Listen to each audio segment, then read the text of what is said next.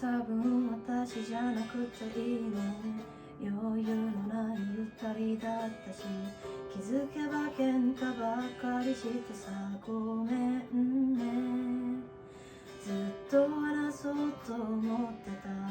きっと私たち合わないね。